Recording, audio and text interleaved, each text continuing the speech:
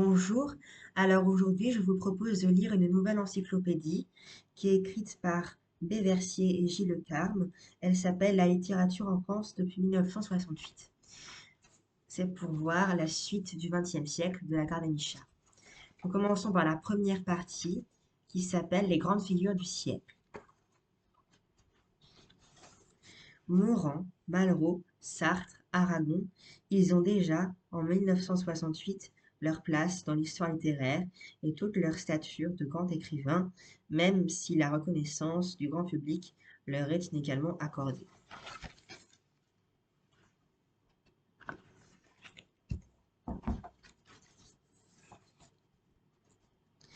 Âgé de 80 ans pour le plus ancien et le plus vert, Paul Morand, ou de 63 pour le plus jeune et le plus violent, Sartre, tous avaient déjà acquis la célébrité dès avant la Deuxième Guerre mondiale.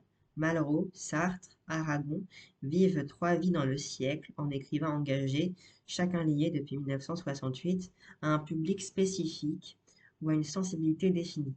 Ils ont l'entrain et la superbe de trois mousquetaires de l'idéologie, gaulliste pour le premier, gauchiste pour le second, communiste pour le troisième. Morand, quant à lui, s'est vu imposer une image et un public de droite, et même d'extrême droite, par les hasards de la carrière et de la biographie. Il y a là malentendu. La maîtrise qu'il exerce appartient en fait à la littérature, non à l'idéologie. Il se trouve que dans son cas, les dernières années constituent le sommet de sa courbe littéraire. Au reste, dans les engagements des trois premiers comme le dégagement du dernier, c'est la même problématique de la littérature qui persiste, celle d'un temps où on attendait tout du grand écrivain qui fut un maître à penser, à voter, à vivre et bien sûr à écrire.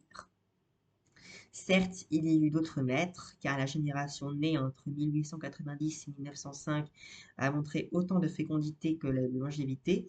Jouandeau, 1888-1979, François Mauriac, 1885-1970, Monterland, 1896-1972, écrivent jusqu'à leur lit de mort.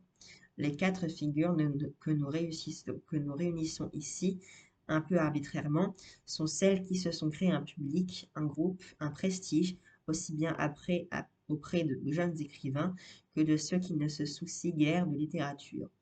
La littérature, au sens strict, ne confère pas toujours l'ascendant. Ce n'est pas par l'idée de la famille que Sartre a conquis une jeunesse qui s'éloignait au contraire de Malraux ou d'Aragon. C'est par ses attitudes de militants ou d'hommes publics. Quoi qu'il en soit, au-delà de leur production littéraire, ils ont été des figures de proue de la vie culturelle et du débat idéologique.